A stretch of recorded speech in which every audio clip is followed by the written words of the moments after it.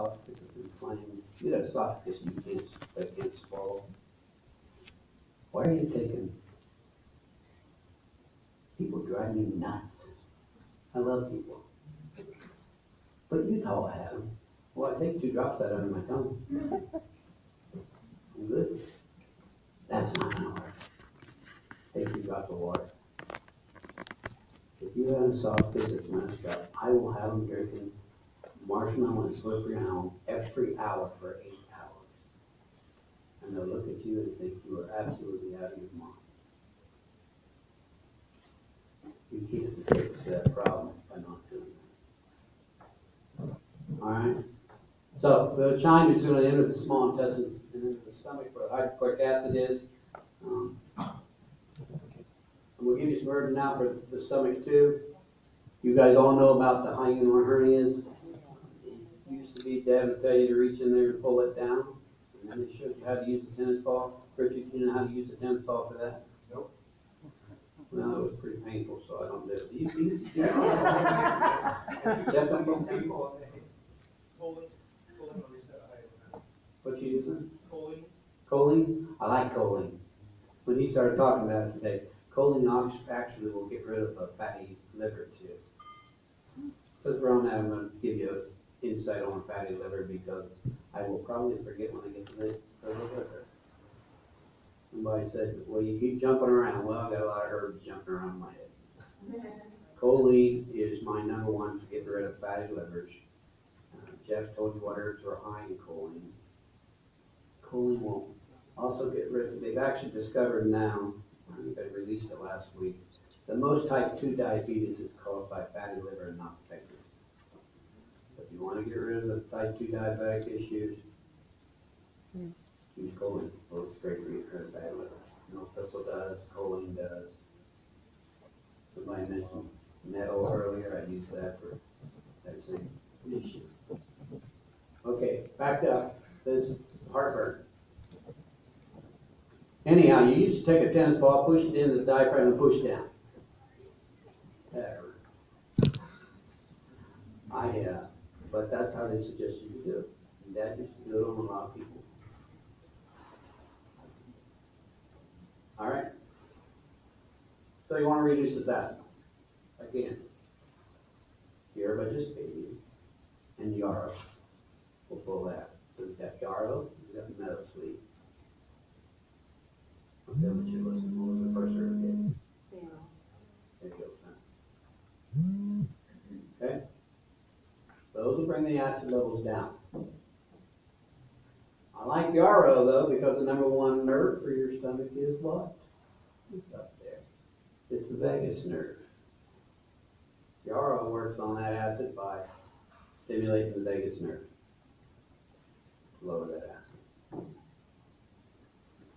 There's my meadow sweet. That's my #1.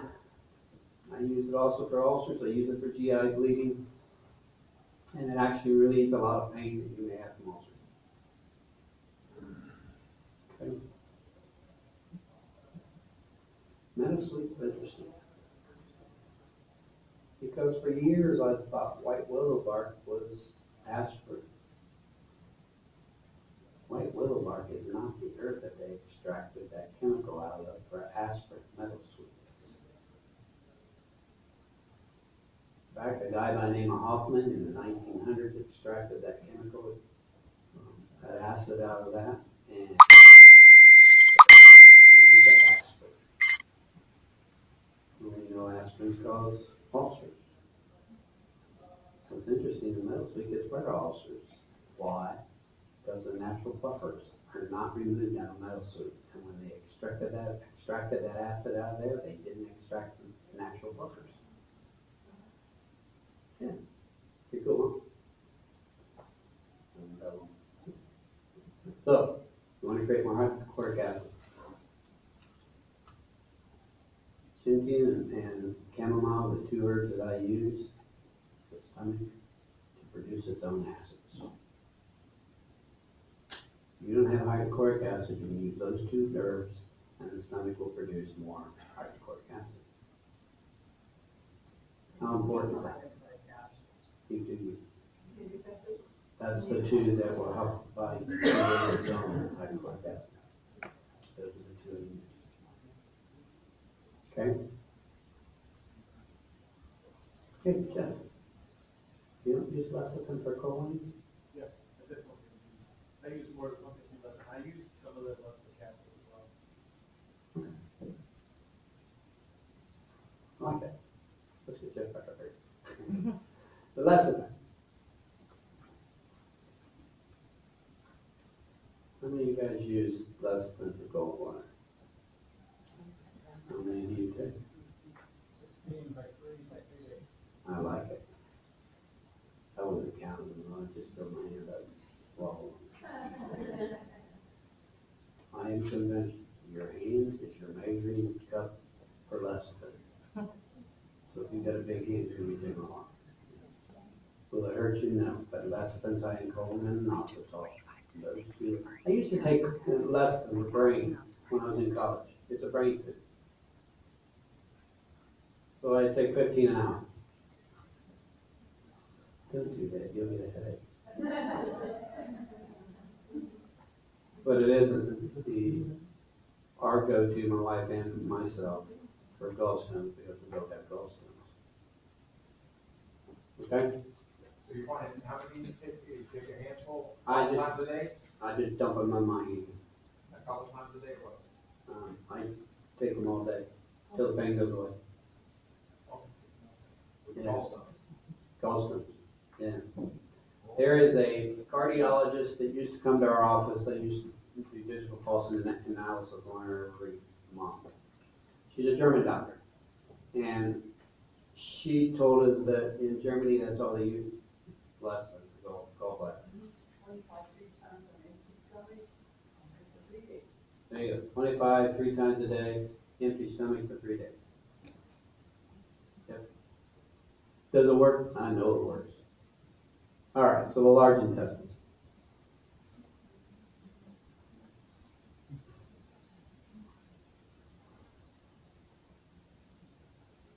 Where do we go from the large intestines?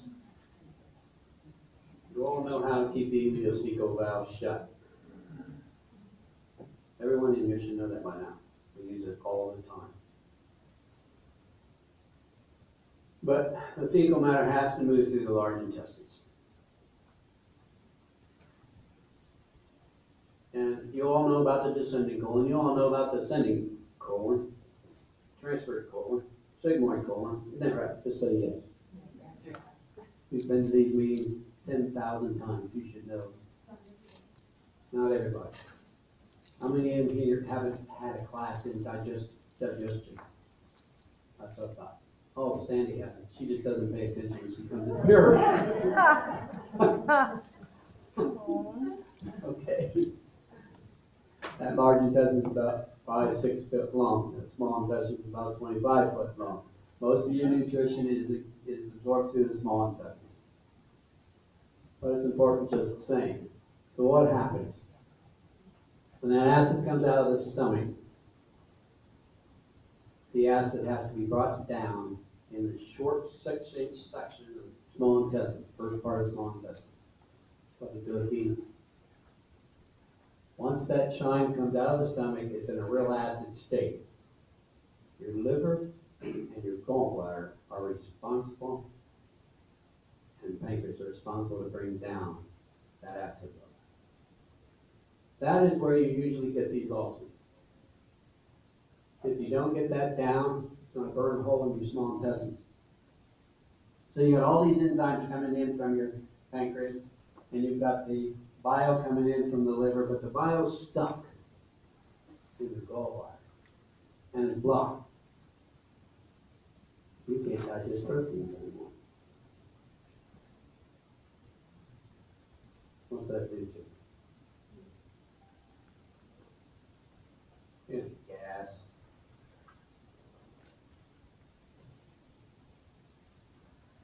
You're going to be calling your whoever you go to and say, I need help.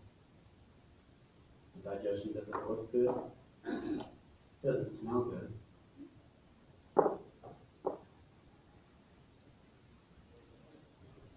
So somebody tells me, You should go out and eat more protein.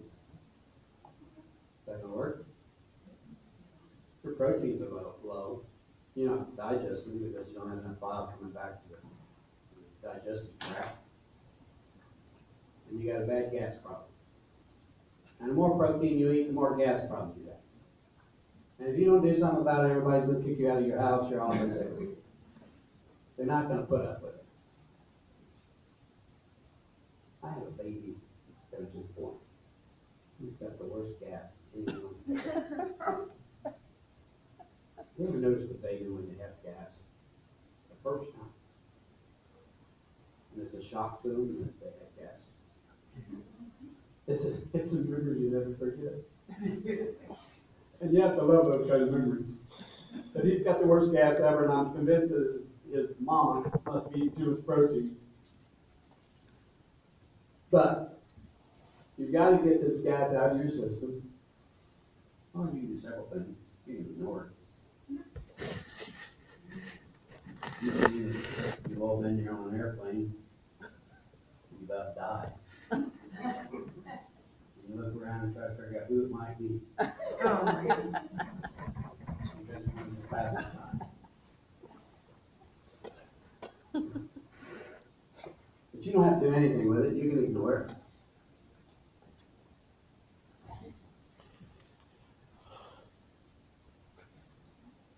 You can pray that it's quiet, it's silent, nobody comes on. Well, you can do something about it. You can correct it digestive system. You can correct that bile, you can correct that enzymes from the pancreas.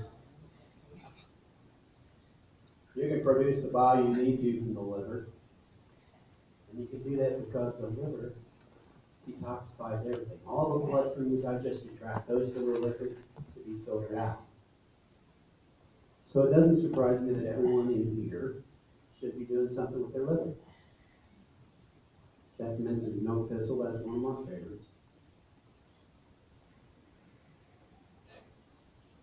If you want to stimulate the liver, you use bitter herbs. You want to stimulate the digestive tract, you can use bitter herbs. These are the ones I use, yellow dock and dandelion. Blessed thistle, there's milk thistle. Burdock, which is another excellent blood purifier. Northern bird. Now you say, how do you know which one of those to use? Well, we're working on liver. I'm going to start with milk thistle. I will just tell you that that's my number one because milk thistle's got the combination. It's got the compounds in it that work the best for liver as far as I'm concerned. However, there are more herbs on that list that are my favorites. I bet you guys can't figure out what my next favorite one is. I'll give you a hint. To me, it's one of the most complete herbs ever to grow in God's earth. And yet, as Jeff would say, there's thousands of people out there that don't kill that little herb. It's up there. Dandelion. Dandelion just got released. There was a study up in Canada. They used the root of dandelion to cure cancer. And what happened, an oncologist had 4 or 5 patients that came to see him. She gave up on those 4 or 5 patients. They got together and started drinking dandelion root. All 5 of them went to remission. They went back to the doctor. The doctor said there's got to be something to this. So she went to her local college, got the professors together, and they decided they were going to start researching dandelion and find out what it was that cured cancer. What did they do? They broke that herb down. They said there's got to be a compound in that we can extract and turn into a pharmaceutical drug. We still haven't figured out which compound. But the fact is, we know that dandelion root can cure almost any cancer if you take enough of it. Many of you guys don't know Dad's got cancer. It's in his jaw. You want to know I can give him? And he drinks it all day long. Hardy Arco fruit. He's living on it. I drink a couple cups of it a day. Why? Because somebody came to my office and I used to take it for digestive system, and they said this: I cured my breast cancer. And I said, you didn't cure your breast cancer. Yes, I did. I said, how long did it take? 8 days. I said, I don't have nothing in my office that takes 8 days to cure anything. You have to take things a lot longer than 8 days in my office to get things accomplished. He said, I said, where do you work? She says, I'm a nurse at the hospital. I said, that's cool. She said, you got it on the shelf. I said, I got a lot of things out here on the shelf, but I've never seen anything cure cancer in 8 days. What'd she pick up? My partner off the box. She said, you know something else? I cured my mom's colon cancer with the same herb. That's powerful stuff. Okay. So these are the herbs that you need to take if you want your digestive system to start functioning more proficiently. These are all bitter herbs. In a little bit, I'm going to give you some soothing herbs. Because I'm going to give you these soothing herbs because they soothe the digestive tract. They take the pain away. They cause the digestive tract to be real slow. Okay? There's my dandelion. Restores the potassium in your system. What I like about dandelion is it restores the potassium in the system without causing you to be dehydrated. Why? Because dandelion doesn't deplete the body of potassium. Okay? You spoke about nettle earlier. It works great with dandelion to cleanse the blood. Alright? That's a mild laxative, but you won't have any issues with that. You won't have the issues that I had the lady come see me when I first started. I gave her Senna and Cascare at the same time. You won't have those types of problems with that herb. And you're not airline stewardess either, so you won't have that issue. She couldn't make it down the lane. She had to stop at the bathroom both in. Yeah, don't do that. It's not good. But I was new. And I learned 2 words and what they're good for. Okay. Slippery elm. I told you slippery elm I use for the digestive esophagus. I also use that for colon. Why? Because slippery elm can coat those mucous membranes. They can flush out toxins. You got to do something if you have leaky gut syndrome. What are you going to do? I'm going to give you some herbs for leaky gut syndrome in just a little bit. But this is the one I use to flush out the toxins. If you don't flush those toxins out, what's going to happen to leaky gut syndrome? No. You're not going to get a whole lot accomplished with toxins in the gut. All right? It also neutralizes acids. Milk thistle. You've heard, and this should be pounded in your head by now, milk thistle is what most of us use to maintain a healthy liver. Why do we do that? Because it neutralizes those toxins. Where do those toxins go in the liver? They go into the bile and out the digestive tract.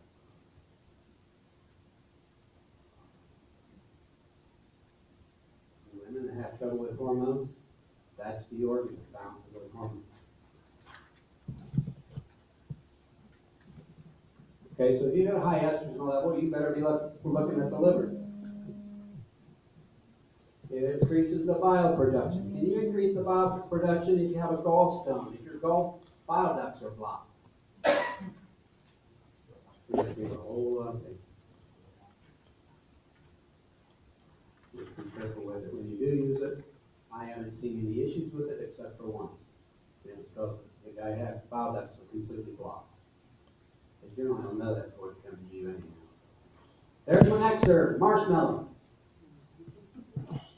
Oh, wrong marshmallow. Close to it, yeah. Okay, we better get him off of there. There, that's better. Marshmallow, heat, nourishment, restoration of the body, and general laxative. This is an herb that I love to use on bronchial issues too. Ulcers, diverticulitis, gastritis. How many of those would I have people? How much of that would I have people drink? You have gastritis, you have ulcers. You'll be drinking, from me, if you come see me, you'll be drinking about 2 milliliters of that. And I stick with 2 milliliters. Hey, why did you guys put 0.5 on that?